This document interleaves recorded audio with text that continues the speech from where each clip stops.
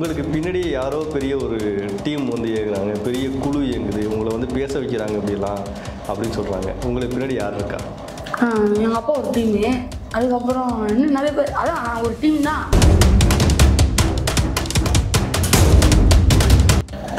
இப்போ நம்ம தமிழ் தேசியம்னாலுமே ஒரு பைத்தியக்காரன் மாதிரி நினைக்கிறது, பைத்தியக்காரன் கூட இல்லை, ட்ரோல் மெட்டீரியல் மாதிரி நினைக்கிறது. நம்மளை வச்சு சீமானை ஓட்டணும்னு நினைக்கிறேன். அது ஒரு கட்சியை, அது ஒரு கட்சியில் போய் நீ இருக்கணுமா, நீ வா திமுகவுக்கு வா அப்படின்னு சொல்லுவான். நம்ம அந்த திமுகலேருந்து தானே எல்லாத்தையும் பார்த்துட்டாங்கன்னு அந்த வழியாக தான் நம்ம வந்திருக்கோம். வந்து தமிழ் தேசியத்தில் வந்து உட்காந்துட்டோம். அந்த ஆளுக்கு என்ன வேலை, சீமானை கண்காணிக்க வச்சுருந்தாங்க. 7 நாள் போனாரா அந்த ஆள் சந்தோஷம். 7 நாளும் சீமான் பின்னாடியே தான் இருந்தார். இவருக்கு ஒரு கமிட்மெண்ட், அவர் ஒரு கமிட்மெண்ட் இருக்கும்ல.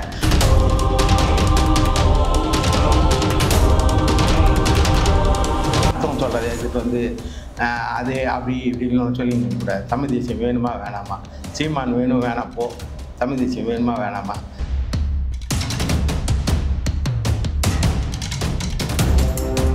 நகரம் பைசுறவர்களுக்கு வணக்கம். இன்றைக்கு குட்டி சீமான் என்று அழைக்கப்படுகிற ஸ்டாலின் பாரதி அவர்களையும் அவரோட அப்பா மகேஷ் அவர்களையும் வந்து பேட்டி காண இருக்கிறோம். ஏன்னா சமீபத்தில் நடந்த நீயான ஷோவில் அவர் பேசி பெரிய வைரல் ஆனிச்சு. குறிப்பாக அவர் வந்து தமிழ் தேசியம் ஆதரவாக பேசுகிறனால பெரிய ட்ரோல் மெட்டீரியலாக அவர் இப்போ பேசப்படுறாங்க. அது குறித்து பேச போகிறோம். சார் வணக்கம். வணக்கம். வணக்கம். முதல்ல தம்பிகிட்ட இருந்த பேர், நீங்கள் வந்து தொடர்ந்து தமிழ் தேசியத்துக்கு ஆதரவாக பேசிட்டு வரீங்க, திமுகவை ரொம்ப பயங்கரமாக விமர்சிக்கிறீங்க, திராவிடத்துக்கு எதிராக பேசிட்டு வரீங்க. உங்களுக்கு பின்னாடி யாரோ பெரிய ஒரு டீம் வந்து இயங்குறாங்க, பெரிய குழு இயங்குது, உங்களை வந்து பேச வைக்கிறாங்க அப்படிலாம் அப்படின்னு சொல்கிறாங்க. உங்களுக்கு பின்னாடி யார் இருக்கா? எங்கள் அப்பா ஒரு டீமு, அதுக்கப்புறம் இன்னும் நிறைய பேர். அதான் நான் ஒரு டீம் தான். அது யாருன்னு தெரிஞ்சுக்கலாம். ஆமாம், எங்கள் அப்பா இன்னொன்று ஒருத்தர் உங்களே சமீபமாக நிறைய யூடியூப்பில் பேசிகிட்டு இருக்காரு, சொல்லலாம் எனக்கு வெற்றி தமிழன் இருக்காரு, அவர் எங்கள் நண்பர், அவரு ஒரு டீம். அப்புறம் எங்கள் அப்பாவுக்கு பின்னாடி தோழர்கள் இருக்காங்க தமிழ் தேசிய தளத்தில். இப்போ சீமான் பேசுவார்னா அவங்களுக்கு முன்னோடியாக இருந்த எங்கள் முன்னோர்கள் ஐயா தோழர் கலைபெருமாள் அவர்களும் ஐயா தோழர் தமிழரசன் அவர்களுடைய அந்த இலக்கை கொண்டு சேர்க்கக்கூடிய அந்த அமைப்பில் இருக்கக்கூடிய தோழர்கள் வந்து எங்களுடைய தோழர்கள். அவங்க வந்து தமிழ் தேசியம்னா என்ன, திராவிடம்னா என்னன்ற பாடத்தை வந்து விலக்கி அரசியல் புரிதல் எனக்குள்ளே ஏற்படுத்தினவங்க அவங்களாம். பெரிய உந்துதலா உங்களுக்கு பேசுறது ரொம்ப பெரிய உந்துதலா இருக்கிறது யார்? உங்களை தொடர்ந்து பேசுங்கன்னு சொல்லி இந்த டீம் தான், வேற யாரும் குறிப்பிட்டலாம் சொல்ல முடியாது. எல்லாரும் அளவான. அப்பாவுக்கு எவ்வளவு பங்கு இருக்குன்னு கேட்கிறாங்க. அவர் வந்து ஒழுங்கா பேசினா திட்டுவாரு, இந்த இடத்துல இதை மாற்றணும் அப்படிங்கிறதெல்லாம் நிறைய சொல்லி தருவாரு. சரியா பேசணும், எந்த இடத்துலயும் வந்து ஆதாரம் இல்லாம பேசக்கூடாது அப்படின்னு நிறைய. இல்ல கடைகளுக்கெல்லாம் வருவாங்க. இதுக்கு யாரு உந்துகோலா உங்களுக்கு இருந்தது? உங்களுக்கு எங்க அப்பா தான் பின்னாடி இருந்து செயல்படுது. இவங்க எல்லாரும் எங்க அப்பாவால தான் அறிமுகம் பண்ணாங்க. அரசியல் பேசுறதெல்லாம் எங்க அப்பா கிட்ட தான். நம்ம இல்லை சார் காதை விட்டு நம்ம கேட்டு, ஓ நம்ம அப்பா இதனால தான் அறிவு வளர்க்குறாங்க, இவங்க இப்படிலாம் பேசுறாங்க, அப்போ நம்மளும் அப்பா மாதிரியே இருக்கணும் அப்படின்னு சொல்லிட்டு அதில் பண்ணதுதான் இவ்வளோ தூரம் அரசியல் புரிதல். அப்புறம் எங்கள் அப்பா கற்றுக் கொடுத்தது, யாரும் அவருக்கு அப்படின்னு தெரிஞ்சு அரசியல் கற்றுக் கொடுத்தது, போயிட்டு வருது எல்லாமே பின்னாடி இருந்து செயல்படுறதெல்லாம் அப்பா தான். இன்னும் உங்கள்கிட்ட தான் போகணும்னா, சின்ன வயசுலேயே ஒரு பையனுக்கு வந்து அரசியல் கற்றுக் கொடுக்குறது வந்து ஒரு அரசியல்னாலே எல்லாரும் பயப்படுவாங்கல்ல. அரசியல் பேசினா கடையில் டீ கடையெல்லாம் எழுதி வச்சுருப்பாங்க, இங்கே அரசியல் பேசாதீங்கலாம் எழுதி வச்சுருப்பாங்க. ஆனால் நீங்கள் உங்கள் பையனுக்கு ஏன் அந்த அரசியலை கற்றுக் கொடுக்கணும்னு நினச்சிங்க? இன்றைய சூழலில் அரசியல் தேவைப்படுது. நம்ம பையனை வந்து இலக்கிய கூட்டங்கள் அங்கங்கே எல்லா கூட்டங்களுக்கும் அழைச்சி போவோம். உட்காந்து பாரு, உட்காந்து கேட்கறதே ஒரு பொறுமையான, மிக பொறுமையாக இருந்தால் தான் அது உள்வாங்கி இது பண்ண முடியும். ஆனால் சின்ன வயசுலேருந்தே உட்கார வச்சு இலக்கிய கூட்டங்கள் அங்கங்கெல்லாம் உட்கார வச்சு போயிட்டு இருந்தோம். அப்புறம் வேறு சேனல்லாம் தமிழ் இலக்கணம், வரலாறு, அறிவியல், தமிழ் மருத்துவம் எல்லாம் பல்வேறு பேச்சாளராக பேசுறீங்க. வலைவெளியெல்லாம் பேசாப்புல அவர் பேசுறதுக்கு ஸ்கூலில் பேச்சு போட்டின்னா கூட நம்ம உரை தயாரித்து தர்றது அரசியலாக தான் இருக்கும். அவங்க ஒரு எந்த தலைப்பு கொடுத்தாலும் அரசியல் சார்ந்தா, பொதுமக்கள் நலன் சார்ந்தா தான் இருக்கும். அந்த மாதிரி பேச்சு போட்டிலையும் பரிசு தான் வாங்கிட்டு வந்திருக்காப்புல. இப்போ நம்ம ஏன் அரசியல் பேசுகிறோம் அப்படின்னு சொன்னாக்க, ஒரு சீமானுக்கு இல்லை அடுத்த கேள்வி தான். இப்போ நீங்கள் அரசியல் பேசும்போது பல கொள்கைகள் இருக்குது. திராவிடம் இருக்குது, தமிழ் தேசியம் இருக்குது, கம்யூனிசம் இருக்குது, இந்துத்துவம் இருக்குது, பல கொள்கைகள் இருக்கும்போது ஏன் தமிழ் தேசியத்தை ஆதரித்து ஒரு நிலைப்பாடு, சீமானவர்களை ஆதரித்து ஒரு நிலைப்பாட்டுக்கு நீங்கள் தம்பியை பேச வச்சு தயார் பண்ணீங்க? நம்ம வந்து தமிழ் சார்ந்து தான் எல்லாத்தையும் தொடக்கமாக பேசிகிட்டு இருந்தோம். அப்புறமா நம்ம வந்து தமிழராக தான் இருப்போம். தமிழர் வாழ்வியல் தான் கடைபிடிக்கிறோம். கலை பண்பாடு இலக்கியம் இதுதான் படித்து வளர்ந்துருக்கோம். தமிழ்னாவே வளர்ந்துருக்கோம். இப்போது நம்ம அரசியல் ஈடுபாடு நிறைய சின்ன வயசுலேருந்து இருந்தாலும் நம்ம வந்து அரசியலுக்குள்ளே நேரடியாக ஈடுபடலை. தொடக்கத்தில் திமுகலாம் திராவிட முன்னேற்ற கழகத்துக்கெலாம் இந்த திரள் நிதின்னு சீமானை சொல்கிறாங்கல்ல, இந்த திரள் நிதியை நாங்கள் திமுகக்கெல்லாம் உண்டியல் நிதியில். நீங்கள் திமுகவில் இருந்தீங்க? ஆமாம், எங்கள் வீட்டில் மன்றம் இருக்கும், திமுக மன்றம், 7வது வட்டம். அதில் ஆசித்தம்பி மன்றம் எங்கள் வீட்டில் இருக்கும். ராஜீவ்காந்தி கொலை கேஸ் அப்போ கூட எங்கள் வீட்டில் தான் கல் விழும். நாங்கள் வந்து அப்பயே திரள்நிதி கலெக்ட் பண்ணி கொடுத்துருக்கோம் திமுகக்காக. தீவிர திமுக உறுப்பினர்? ஆமாம், எங்கள் வண்டியில எல்லாம் திமுக உடன்பிறப்பா? ஆமாம், உடன்பிறப்பு. எங்கள் பகுதியில் வந்து கேட்டிங்கன்னா நான் வண்டி புல்லட் வச்சுருப்பேன். புல்லட்டில் திமுக கொடி கட்டி தான் சுற்றிட்டு இருப்போம். அப்படிதான் திமுகவில் இருந்தோம். இதே மாதிரி தான் சீமானும் திமுகவில் இருந்தார். தெளிவு வரும்போது நம்ம வந்து தமிழ் தேசியத்துக்கு வந்துட்டோம். ஏன் வந்தோன்னா, நம்ம இங்கே இலங்கையில் பிரச்சனை ஆகும்போது யாரும் ஆதரவு கொடுக்கல. ஆதரவு கொடுக்காதனால நம்ம தமிழ் தேசியமாக மாறி செயல்பட்டோம். ஆனால் எந்த அமைப்புலையும் இல்லை. இப்போ சீமானுக்கு வந்து ஏன் ஆதரவு கொடுக்குறோன்னா, என் பையனை பேச வச்சோன்னா சின்னம் பறிச்சுட்டல. இப்போ நீங்கள் என்னென்னா, நீங்கள் பேசாமல் ஏன் தம்பியை தயார் பண்ணீங்க? நாம் பேசுகிறேன்னா, நம்ம தம்பி பேசுகிறேன்னா அவர் பேசிக்கிட்டே வந்தார், வளர்ந்துருக்கு. வலையொலி காட்சியிலலாம் வளர்ந்துருக்காரு. நம்ம பேச்சை யாரும் கேட்க மாட்டாங்க, அவர் பேசுறத கேட்கறதுனால சரி யார் மூலமாக பேசினா எது வேலை நடக்கும் அதை பேச வைக்கிறோம். இப்போ அவர் பேசுறதுனால அவரோட கருத்தை உள்வாங்குறாங்க. நான் எப்படி பேச வந்திருக்கேன்னா, என்னோட பள்ளி ஆசிரியர் பாலசுப்ரமணியம் ஐயா, சண்முக ஐயா எல்லாம் வந்து எனக்கு அரசியல் பயிற்சி கொடுத்துருக்காங்க. பள்ளி படி காலத்திலேயே நம்ம அந்த அரசியல் கருத்தெல்லாம் உள்வாங்கி பண்பட்டு அரசியலுக்குள்ளே வந்தோம். ஆனால் இந்த அரசியலுக்கு பிடிக்காது. அப்போ சின்ன வயசுலேயே திருடலுக்கு வாக்கில் எழுதி போட்டுட்டு வந்தோம். ஓட்டு சாடி இல்லை, அப்போ ஓட்டு இல்லை. அது அந்த காலம். ஸ்கூல்லேயே நீங்கள் வந்து அரசியல் பேசுகிறது வந்து அது அந்த காலம். இந்த காலத்தில் வந்து ஸ்கூல் பையனை பிடிச்சி நீங்கள் வந்து அரசியல் பேசுகிறது வந்து அது பெரிய ஆபத்தாக அமையுதுன்னு சொல்லி. ஆபத்து இல்லையே, எல்லாரும் அரசியல் பேசணும். அரசியல் எல்லாருக்கும் நீங்கள் திமுக அதிமுக ஆதரிச்சு பேசினா இங்கே சிக்கல் கிடையாது. இப்போ தமிழ் தேசியத்தை ஆதரிக்கிறனால உங்களுக்கு சிக்கல் வரும்ல, அது என்ன மாதிரி சிக்கல்லாம் உங்களுக்கு வந்துச்சு? வரும். ஏன்னா இங்கே திமுக காங்கிரஸ் தான் ஆளுங்கட்சியாக இருந்தது, எதிர்கட்சியாக கம்யூனிஸ்ட் இருந்தது ஒரு காலத்தில். அப்புறம் திமுகன்னு ஒரு கட்சி உருவாகும் போது காங்கிரஸ் கொடுத்த நெருக்கடிகள்லாம் அதிகம். ஒரு தெருமுனை பிரச்சார கூட்டம் கூட போட முடியாது. கூட்டம் போட்டாங்கன்னா மாடை விரட்டி விடுவாங்க கூட்டத்துக்குள்ள. ஐயோ அம்மானு கூட்டமே கலைஞ்சு போயிடும். அதே மாதிரி ரத்தத்தை தெளிச்சிட்டு வந்து ஐயோ அங்கே வெட்டுறான் அப்படின்னு ஒரு பிரச்சனை எல்லாம் வரும். மக்கள் கலைஞ்சிடுவாங்க. இந்த மாதிரி கூட்டம்லாம் நடத்துறதுக்கு ரொம்ப சிரமப்பட்டு தான் திமுக கூட்டங்கள்லாம் நடத்தி பிரச்சாரங்கள்லாம் பண்ணி திமுகன்னு ஒரு கட்சி வளர்த்தாங்க. இவங்க கஷ்டப்பட்டாங்க திமுக காங்கிரஸால. இதே கஷ்டத்தை இப்போ சீமானுக்கு கொடுக்குறாங்க. தான் பட்ட துன்பம் அடுத்தவங்களுக்கு வரக்கூடாதுன்னு தான் நினைக்கணும். ஆனால் திமுக கஷ்டப்பட்டு தான் மேலே வந்தது. இதே கஷ்டத்தை சிரமங்களை நாம் தமிழர் கட்சிக்கும் கொடுக்குறாங்க. அவங்க அந்த காலத்தில் திமுக மேலே காங்கிரஸ் என்னென்ன பண்ணுச்சோ அதே தான் இங்கே சீமான் அவர்களுக்கு தமிழ் தேசியம் பேசுறதுனால கொடுக்குறாங்க. இதையும் மீண்டு வராரு. அவங்க மீண்டு வந்தாங்க இல்லையா, மீண்டு வந்து தான் 60 ஆண்டு காலமாக ஆட்சி செஞ்சிட்டு இருக்காங்க. அதேமாரி இவரும் சீமானும் மீண்டு வருவார். இல்லை, சீமானுக்கு இவ்வளோ சிக்கல்கள் பிரச்சனைகள்லாம் சொல்றீங்கல்ல, இப்போ சீமானை ஆதரிக்கிறதுனால உங்களுக்கு என்னென்ன மாதிரி சிக்கல்கள்லாம் வந்திருக்கு? அது உங்கள் பகுதியிலேருந்து இவர் படிக்கிற பள்ளியிலேருந்து பொருளாதாரத்துலேருந்து என்னென்ன மாதிரி சிக்கல்லாம் சொன்னீங்கன்னா? இப்போ நம்ம தமிழ் தேசியம்னாலுமே ஒரு பைத்தியக்காரன் மாதிரி நினைக்கிறது. பைத்தியக்காரன் கூட இல்லை, ட்ரோல் மெட்டீரியல் மாதிரி நினைக்கிறது. நம்மளை வச்சு சீமானை ஓட்டணும்னு நினைக்கிறாங்க. இதுக்கு முக்கிய காரணம் என்னென்னா, இங்கே வந்து என்னது இது மெட்ரோ சிட்டி சொல்லுவாங்க, எல்லாரும் இருப்பாங்கன்னு சொல்லுவாங்க. அதனால் வந்து எல்லா இனங்களும் இருப்பாங்க, எல்லா இனங்களும் வாழும். ஆனால் நம்மளை வந்து அவன் ஒரு பைத்தியக்காரன், அவன் ஒரு லூஸு. இல்லை, சீமானை ஆதரிக்கிறதுனால உங்களுக்கு என்னென்ன சிக்கல்கள்? ஆமாம், இதெல்லாம் சொல்லுவான், நம்மளை சொல்லுவான். அது ஒரு கட்சியா, அது ஒரு கட்சியில் போய் நீ இருக்கணுமா, நீ வா திமுகவுக்கு வா அப்படின்னு சொல்லுவான். நம்ம அந்த திமுக இருந்ததுன்னு எல்லாத்தையும் பார்த்துட்டாங்கன்னு அந்த வழியாக தான் நம்ம வந்திருக்கோம். வந்து தமிழ் தேசியத்தில் வந்து உட்காந்துருக்கோம்.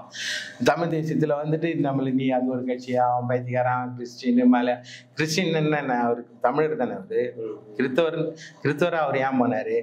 இங்கே சனாதன அடக்குமுறையில் தான் அவர் கிறிஸ்தவராக போயிருக்கிறோம். அவர் கிறிஸ்தவரா இந்துவா தமிழரா நமக்கு என்னது மதம் சார்ந்தவர நமக்கு தெரியாது. ஆனா அவர் முருகர் எங்க பாட்டன்னு சொல்லிட்டு இருக்காரு. கிறிஸ்தவராக இருந்தாலும் அவர் தமிழர், இஸ்லாமியராக இருந்தாலும் அவர் தமிழர். இங்கே மதங்க நீங்க கொடுமைப்படுத்தினால அவங்க கிறிஸ்தவராவோ இஸ்லாமியராவோ மாறிட்டாங்க. அதனால நம்மளை வந்து ட்ரோல் மெட்டீரியலாக பார்ப்பாங்க. என் பையன் வந்து விஜய் டிவி நீ நான் நிகழ்ச்சி போகும்போது கூட தமிழ் தேசியம் பேசுகிறாப்பல தம்பி, உள்ளே போய் நம்ம அரசியல் பேசுகிறோம் அப்படின்னு சொன்னமே தம்பி வந்திருக்கானே அப்படி ஒரு மெட்டீரியலாகவே பார்க்க ஆரம்பித்தாங்க. கிண்டலும் கேலியுமா தான் பார்த்தாங்க. ஆமாம், கிண்டலும் கேலியா. நீயா நான் ஷோலேவா இல்லை வந்தவங்க போனமே அந்த பார்ட்டிசிபேஷன்லாம் வந்தாங்கல்ல, ஓ தம்பி நீ தானே சீமான் தம்பியா குட்டி சீமானா நீ அப்படின்னு ட்ரோல் மெட்டீரியலாகவே பார்த்தாங்க. சரி நாங்கள் கம்முன்னு இருந்துட்டோம். அப்புறம் நிகழ்ச்சியெலாம் தொடங்கி ஒன்று பேசிட்டு வெளியே வந்தான். உணவு இடைவேளையை வந்து இல்லையா, உணவு இடைவேளையில் சுத்து போட்டுக்கிட்டாங்க. தம்பி நீ இப்படி பேசலாமா அப்படி பேசலாமா, தமிழ் தேசியம்னா உனக்கு என்ன தெரியும், திராவிடன்னா உனக்கு என்ன தெரியும் அப்படின்னு சொல்லிட்டு நாம் எல்லாருக்கும் விளக்கிறது தான் நம்ம வேலை, ஆசிரியர் மாதிரி. ஏன்னா உனக்கு நிறைய கேள்விகள் இருக்கு. நெய்தல் படையை அமைக்க முடியுமா அப்படின்னு வந்து என்னை கேட்டார். சீமான்கிட்ட கேட்க வேண்டிய கேள்வியெல்லாம் உங்கள்கிட்ட வந்து கேட்டுட்டு இருந்தாங்க. நெய்தல் படையை அமைக்க முடியுமா அப்படின்னு ஒருத்தர் வந்து கேட்டார். சீமான் இப்படி உளர்றாரு அப்படின்னு.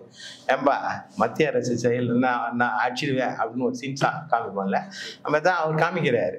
நீ ஏச்சு இலங்கை தமிழ் மீனவரை காப்பாற்றுறதுக்கு போனோம்ல, நீ போலன்னு நான் போகிறேன் பாரு அப்படின்னு ஒரு சின்ன சீன் காமிச்சாதான் நீ ஏச்சு கப்பல் எடுத்துன்னு போவேன், நான் போகிறேன் கிளம்புறேன் பாரு அப்படின்னாக்கா நீங்கள் கிளம்புவீங்கல்ல வேணான்ட்டு.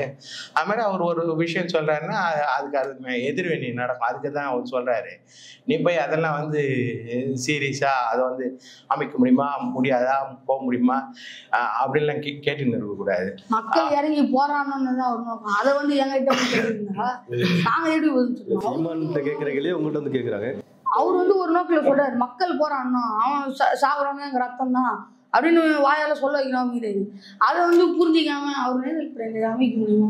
இப்போ இதே போல் உங்கள் ஸ்கூலில் இப்போ இவர் வந்து அங்கங்கே பார்த்து கேட்குறாங்கல்ல உங்கள் பகுதியில், ஸ்கூலில் உங்களை பசங்களாக இருக்கட்டும் இல்லை வாத்தியாருங்க டீச்சர்ஸ்லாம் உங்களை எப்படி பார்ப்பாங்க? நீங்கள் அரசியல் பேசுறது வந்து எல்லாரும் வித்தியாசமான பாருங்க. சொன்னாங்க நீயா வா வா எல்லாரும் வந்து காத்துருப்பாங்க. அதெல்லாம் வந்து கண்டுக்கூடாது. நம்ம இது வரைக்கும் யாருமே கண்டுக்கிறது இல்லை.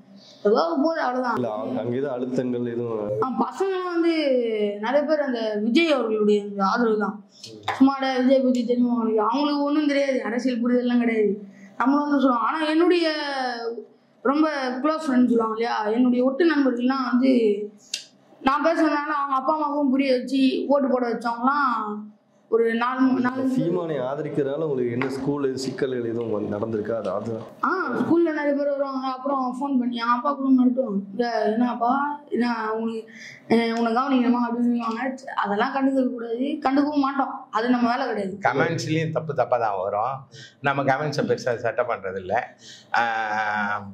இவன் போனாலுமே வந்து எங்க போனாலும் இவனை ஐடென்டிஃபை பண்ணிட்டாங்கன்னா அரசியல், இவன் வளர்ந்த பிறகு அரசியல் தலைவர், அது அடுத்த விஷயம். ஒரு மாதிரி பார்ப்பாங்க. தமிழ் தேசியம் பேசுவோம்ல, ஆமா. நீங்க திமுக இப்ப கூட அந்த ஒரு வலைவலி காட்சியில கிண்டல் பண்ணி அடியால் ஒருத்தர் அவர் வந்து உங்களுக்கு வந்து ஆலோசகரா கவுன்சிலிங் கொடுத்தாருன்னு சொல்லி. ஆமா, பள்ளியில வந்து நான் முதல்ல நீங்க படிச்ச பள்ளியில, ஆமா நாங்க படிச்ச பள்ளியில இந்த லாக்டவுன் போட்டிருந்தாங்க இல்லையா, 171 என்னமோ ஒரு இது போட்டு ஊரே முடக்கி வச்சிருந்தாங்க. அப்போ பள்ளி திறந்தாங்க. அப்போ அதுல பள்ளிக்கு வந்து ஒரு அமைப்பு இருக்கு. அது வந்து ஒரு கிறிஸ்தவ பள்ளின்றதுனால அந்த மாணவர்கள் வந்து அதாவது நடு நிலைமைக்கும் கீழே உள்ள மக்கள் அவங்கலாம், அந்த மக்கள் வந்து கெட்டுப்படக்கூடாது, அந்த பசங்க வந்து நல்லா படிச்சு மேலே வரணும் அப்படின்ற ஒரு நோக்கில தான் அந்த பள்ளி செயல்படுது. அந்த பசங்க வந்து கெட்டு போற பசங்க அதில் சில பேர் இருக்காங்களே, அவங்கள வந்து திருத்தி ஒரு வழியில கொண்டு வரணும் அப்படின்னு வந்து எங்க பள்ளியில ஒரு அமைப்பு செயல்படுது. அந்த அமைப்பு கூட பேச்சு போட்டியில பேசி முதல் பரிசு வாங்கிருக்கு. அந்த அமைப்புல வந்து ஒரு மெம்பரா இருந்தது. அதுல வந்து எங்க பள்ளியில வந்து வேலை செஞ்சாரு. அவர் பேர் கூட என்னவோ ஒரு தாசா ராமதாஸ் ஐயா. அவங்க வந்து வேலைலாம் செஞ்சாங்க. என்னை பார்த்தாலே அவருக்கும் ஒரு நீங்க ஐயான்னு மரியாதையும் பேசுறீங்க. நம்ம எல்லாரும் மரியாதை கொடுத்துதான் பேசுறோம். நம்ம கலைஞர் ஐயா அவர்களே துரோகி அப்படிங்கிறோம். ஆனா ஐயா கலைஞர் அவர்கள் தான் சொல்றோம். அதுக்கு பிறகு அவர் என்ன பண்ணாரு? அதுக்கப்புறம் அவங்களாம் நிறைய பேசுவாங்க, நிறைய செய்வாங்க. அப்ப எங்க அப்பா சின்ன வயசுல இருந்து சொல்லி கொடுத்தாங்க, தமிழ் தேசம்னா இவங்க, அதுக்கு எதிரி இவர்கள், ஆதரவாளர்கள் இவர்கள். நான் யாரை பார்த்தாலும் யாரு என்ன முதல்ல கண்டுபிடிச்சிட்டு பழகிறதுலாம் அடுத்த விடையும் முதல்ல அவங்க யாருன்னா அப்பதான் நம்ம எப்படி பழகணும் அப்படிங்கிறத முடிவு பண்ணணும் முதல்ல. இப்ப இங்க ஒரு அண்ணன் இருக்காரு, இவர் யாருப்பா, இவர் பேக்ரவுண்ட் என்ன, இவர் பேர் என்ன, ஊர்ல எங்கேருந்து வர்றாரு, என்ன பண்றாரு, இதெல்லாம் தெரிஞ்சுக்கிட்டு தான் நம்மளால வேலை செய்ய முடியும். அவர் கூட நான் எப்படி பழகணும் அப்படிங்கிற முடிவு வந்து நம்ம தான் எடுக்கணும் இல்லையா? அதனால யார் என்னன்னு தெரிஞ்சுக்கணும். அவரை பத்தின சில தகவல்களும் இருக்கு, அதெல்லாம் வெளியிலாம் சொல்ல முடியும். சீமானை ஆதரிக்கிறதுனால உங்களுக்கு காசு வருது அப்படின்னு சொல்லி எல்லாம் சொல்றாங்களே, அதெல்லாம் உண்மையா? ஆமா, நாங்க ஒரு கோயம்பேட்டில் ஒரு 24 மாடியில் வாடகை வாங்கி 24 மாடியில் குடியிருக்கோம். எங்கள் வீடு வந்து ஆஸ்பெக்டாஸ் ஷீட்டு. அந்த வீட்டில் தான் இருக்கோம், கையெல்லாம் வெந்து போயிருக்கோம், மாடியில் தான் படுத்து தூங்குறோம். அவரு கையை காமி அவரு எங்கள் லாபமும் அதெல்லாம் கொடுத்துருந்தாருன்னா நாங்கள் வந்து இந்த மாதிரி அவசரப்படணும்னு அவசியம் கிடையாது. இன்னொன்று ஃபீஸ் கட்டணும்னு ஆண்டுதோறும் சிரமப்பட்டு தான் ஃபீஸ் கட்டுறோம். புல்லட்லாம் வச்சுருந்தேன்னு சொன்னீங்க. புல்லட்லாம் வச்சுருந்தோம்னா அப்போ இருந்த வசதி வாழ்ந்தோம், புல்லட்லாம் வச்சுருந்தோம். இப்போ வணிகத்தில் ஈடுபட்டோம், வணிகத்தில் எல்லாத்தையும் இழந்துட்டோம். இழந்த பிறகு உதவி கால் இல்லை, நாம பாட்டு நம்ம காலில் எழுந்திரிச்சு தான் வந்துட்டோம். புல்லட்லாம் ஒரு தெரியல, நீங்க வேற தப்பு சொல்லி இல்லை முன்னாடி பேசும்போது சொன்னாரு. இப்போ அந்த சூழலை இப்போ எனக்கு வண்டி கிடையாது சொந்தமாக. நாங்கள் வாடகை வீட்டில் இருக்கோம், சாதாரண வாழ்க்கை வாழ்ந்துட்டு இருக்கோம், சிரமப்பட்டு தான் வாழ்ந்துட்டு இருக்கோம். சீமானால பெனிஃபிட் கிடைக்குதுன்னா நாங்கள் ஆஹா ஓப்பன் வாழ்ந்துன்னு இருக்கலாமே.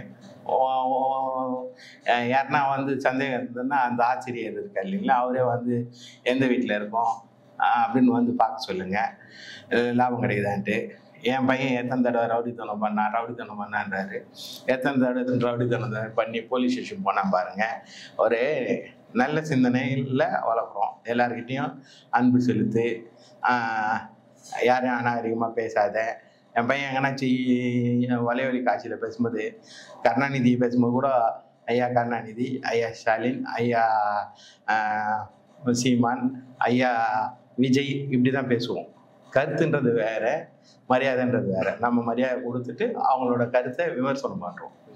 அதனால் வந்து நீங்கள் லாபம் அனுபவிக்கிறீங்க, ரவுடித்தனம் பண்ணுறதுக்கு வெளியே அனுப்புறீங்க.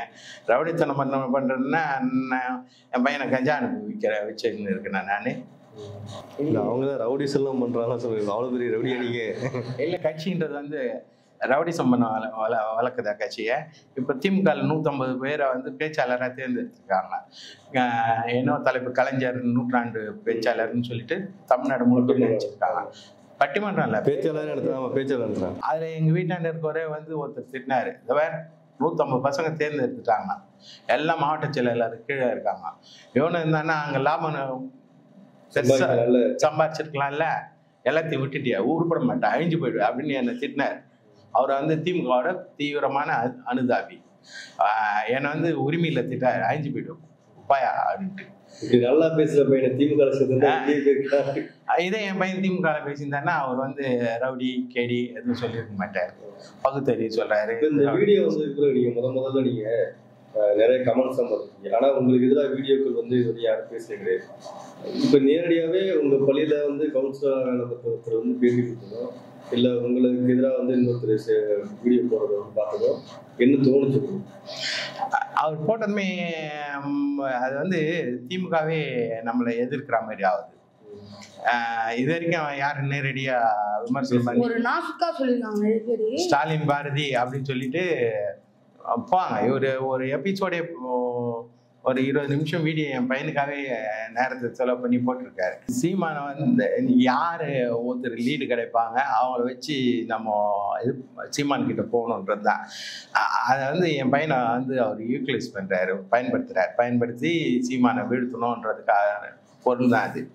இன்னொன்று எங்களை வந்து பெற்றோர் சரியில்லை, அது இல்லை, இது இல்லைன்னு சொல்றதுனால சீமானை ஆதரிப்பதால் பெற்றோர்கள் சரியில்லை. ஆமா, சீமானை ஆதரிப்பதால் இவருக்கு நிறைய மன உறுதி இருக்கு. இவர் வாழ்க்கை அப்படிதான், வாழ்ந்த வாழ்க்கை அப்படிதான். அடிபட்டு உதப்பட்டு தோல்வியை சந்திச்சு ஒரு வெற்றியை சந்திச்சு அந்த மனிதன் ரொம்ப பக்குவமா இருப்பான். இவர் அப்படிதான். இவர் மற்ற பெற்றோர்கள் மாதிரி கிடையாது, ரொம்ப வலிமையான ஆளு. எனக்கு அதனால்தான் இவங்க கலைச்சலாம் கூட ஓரளவுக்கு கவலைலாம் கிடையாது. நம்மளுக்கு எதிர்கொள்ற மனநிலை. அவருனா மற்ற பெற்றோர்கள் என்ன நினைப்பாங்க தெரியுமா? அவர் பேசுறத பார்த்தா ஐயோ தப்பு பண்ணிட்டான் நம்ம பிள்ளை, நம்ம தப்பு பண்ணுடா, ஐயோ ஜீவன் பக்கம் கூட போக கூடாது நினைப்பாங்க. உண்மையிலே இந்த வீடியோ அப்படிதான் மனம் திரும்ப வைக்கும். ஆனா நம்மளுக்கு தெரியும் எது உண்மைன்னு தெரிஞ்சனால இவ்வளவு நாள் இந்த ஃபீல்டுக்குள்ள நிக்கிறோம், அரசியல் பேசிட்டு இருக்கோம். ஏன்னா எப்பயோ விழுந்துட்டு இருக்கோம், நம்மளுக்கு தெரியும். ஆனா மற்ற பெற்றோர்களை எப்படி மற்ற பெற்றோர்கள் முன்னாடி நினைச்சு அவர் பேசுறாரு, எப்படி நியூட்ரலைஸ் பண்றாரு? பெற்றோர்கள் பண்ண தப்பு, இப்படிலாம் ஒரு பையனை வளர்க்க கூடாது, யார் அரசியல் பேசக்கூடாது, யார் சொல்றது? அதே மாதிரி ஒரு பேசுறாரு, என் பையன் வந்து தமிழ்நாடு நாள் கொண்டாட்டம் அப்போ கருணாநிதி ஐயா பத்தி 2 ஆகுதுன்னு சொல்லிட்டு மறைமுகமா பேசுறானான்னு சொல்லிட்டு சொல்றாரு. அப்படிலாம் பேசலாமா அப்படின்னு கேட்கிறாரு. இவர் வந்து முக்தார்னு ஒருத்தர் இருந்தாரு, அவர் வீடியோ கேட்டாரு, அப்படிலாம் துப்பிலாம் கேட்டாரு. முதல்ல அவர் கிட்ட போய் சின்ன பையன்கிட்ட கூப்பிட்டியே, சின்ன பையன்கிட்ட அரசியல் பேசுறான்னா அவனுக்கு என்ன தெரியும், நமக்கு என்ன தெரியும், அதை தான் பேசணும். சின்ன பையனை கூப்பிட்டு பேசுறேன்னா அதுக்கேற்ற மாதிரி தான் பாடம் நடத்தணும், இல்லை பாடம் கேட்டுக்கணும். விட்டுட்டு அவர் என்னென்ன கேட்டாரு. அப்பெல்லாம் அந்த கவுன்சிலருக்கு தெரியல, காது எங்கன்னு தெரியல, மூக்கு மனநிலை பாதிக்கப்பட்டு ஏன்னா ஹாஸ்பிட்டலில் இருந்தாரா என்னன்னு தெரியல.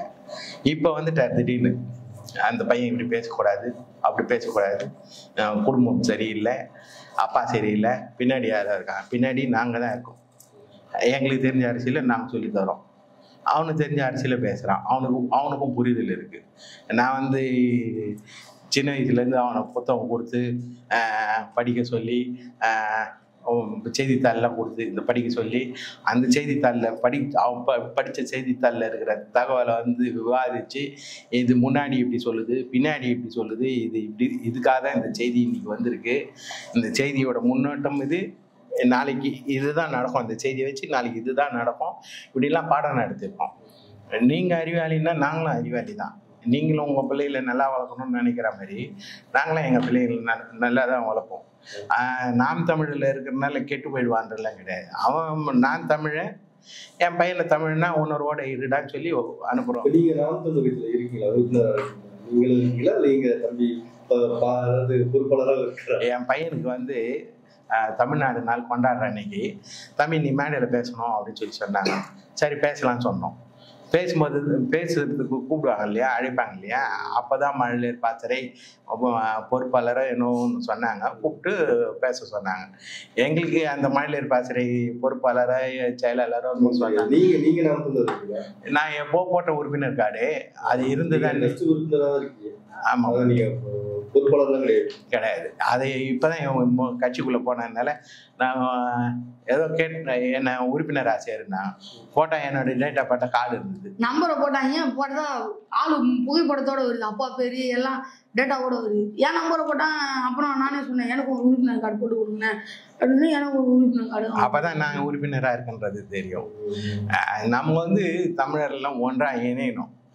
இங்க இருக்க தெலுங்கருக்கெல்லாம் அவங்க தமிழ்நாட்டில் அவங்க தெலுங்கு மொழிக்கு என்ன சலுகை கிடைக்குது, என்ன உரிமை கிடைக்குது, அந்த மக்கள் வாழக்கூடிய சூழலில் எப்படி அமைச்சு தராங்க, இப்படிங்கிறதெல்லாம் எதிர்காலம் எப்படி இருக்கும் அப்படிங்கிறதுலாம் அவங்களுக்கு தெரியுது. இங்கே இருக்கிற தமிழருக்கு அவங்களுக்கான பிரச்சனைகளே தெரியாதனால நீ வந்து பெரியாரை பேசுகிற, கருணாநிதி பேசுகிற, ஸ்டாலினை பேசுகிற, நாங்கள் எங்கள் பெரியாரை இந்த திசையிலேருந்து பார்த்து பேசுகிறோம், எங்களுக்கு இந்த திசை தெரியாது.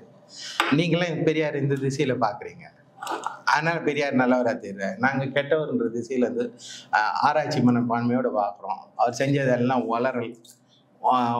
வளர்னதை வந்து நீங்க பெரிய பொக்கிஷமா நினைக்கிறீங்க. ஏதாச்சும் ஒண்ணு நீங்க வந்து பெரியார் சொன்னதை எடுத்துங்க, அவர் தான் சீர்திருத்த கல்யாணம்னு சொல்லிட்டு பெரியார் தெரியல பண்றாங்க. பின்னாடியே ஒரு 2 வருஷம் முன்னாடியே இந்த மாதிரி பேசுனதுனாலதான் இல்ல நம்ம என்ன சொல்றோம், நான் ஒரு முக்கியமான கருத்து எடுத்து வச்சேன். 1935 சுயமரியாதை மாநாடுங்கிறத 5000 சீனிவாசன் நடத்துறாரு. அப்பதான் அந்த உதயசூரியன் வந்து பயன்படுத்துறாரு. அதுதான் திமுகவோட சின்னமா பெரிய அளவுல வளர்ந்து வந்து பின்னால மாற்று, அது வேற விஷயம். ஆனா இதுல வந்து ஒரு பல கோரிக்கைகள் எடுத்து வைக்கிறாங்க. பெண் குழந்தை திருமண மறுப்பு, விதவை மறுமண மறுப்பு, இந்த கொள்கையெல்லாம் இரட்டமலை சீனிவாசனும் அவர் மனைவி இந்த மாநிலத்துல சேர்ந்து நடத்துறாங்க.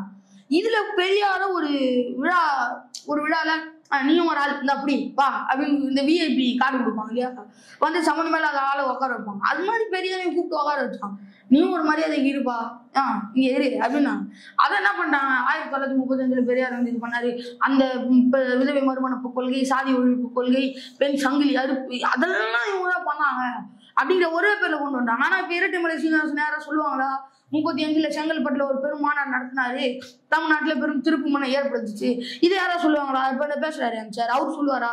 அந்த ஐயா மதிப்பு கொடுப்பாரா இரட்டைமலை சீனிவாசனுக்கு? அவருக்கு தமிழ் தேசிய அரசெல்லாம் யாருன்னு தெரியுமா? தமிழரசன் யாரு தெரியுமா? கலிபெருமாள் யாரு தெரியுமா? இவங்கெல்லாம் உயர் திரு மதிப்பு உள்ளே ஆட்கள். அவங்க ஆயுதம் நோக்கி போராடுறாங்கன்னா அப்ப அந்த தேவை இங்க இருக்கு. அவங்க எதுக்கு போராடணும்? நான் கேட்கிறேன், why they do struggle? எந்த காரணத்துக்காக அவங்க போராட்டம் செஞ்சாங்க? ஆயுத ஏந்தி போராட்டம் செய்யற அளவுக்கு தீவிரம் என்ன? அதனால அரசியல் பின்னணி என்ன? இதெல்லாம் தெரிஞ்சுக்கிட்டு தமிழ் தேசிய அரசியல் இன்னைக்கு சீமான் என்ன பண்றாரு? அதனுடைய அரசியல் பின்னணி என்ன? சீமான் யார், எங்க வந்தாரு, அவருடைய முன்னோடி என்ன? இதெல்லாம் தெரிஞ்சுக்கிட்டு பேசினா பரவாயில்ல. இது எதுவுமே உங்களுக்கு தெரியாது. உங்க நிலத்துக்கும் உங்களுக்கு, இந்த நிலத்துக்கும் எனக்கும் உங்களுக்கும் சம்மந்தமே இல்லை அப்படிங்கிற பொழுது நீங்க வந்து என்னை விமர்சிக்கிறது, சீமான விமர்சிக்கிறது ஒரு தவறான செயல். தமிழ் தேசியம்னா உங்களுக்கு என்ன தெரியுமா?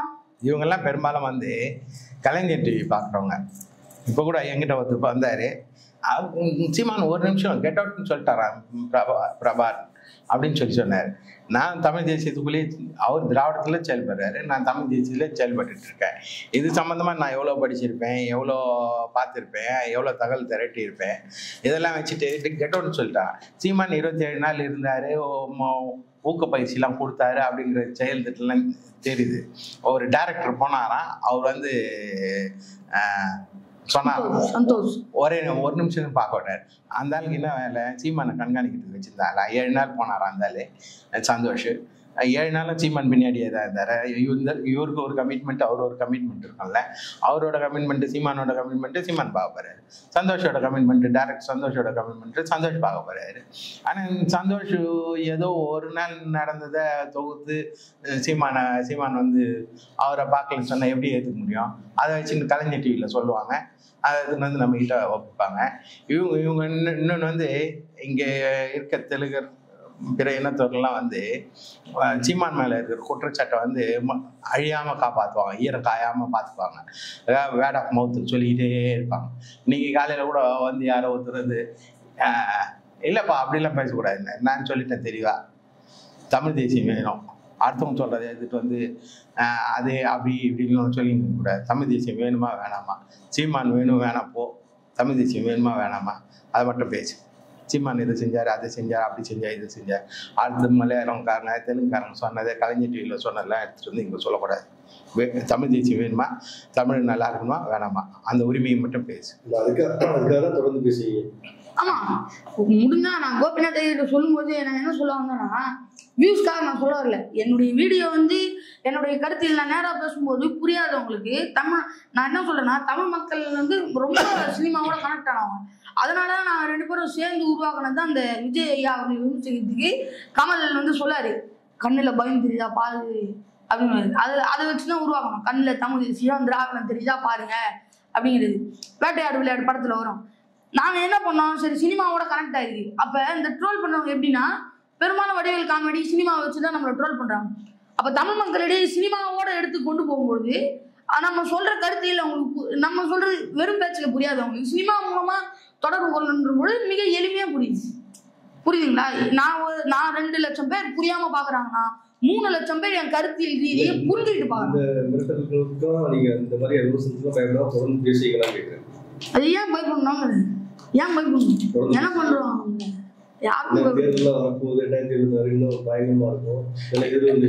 நம்ம ஏற்கனவே சொல்லிட்டோம், எல்லா ஊடகத்திலையும் சொல்லியிருக்கோம், 2026 தேர்தல் பயங்கர சிரமமா இருக்கும், அனுமானிச்சிருக்கோம். நமக்கு ஒரு அரசியல் அறிவு இருக்கு இல்லையா, அதுல அனுமானிச்சு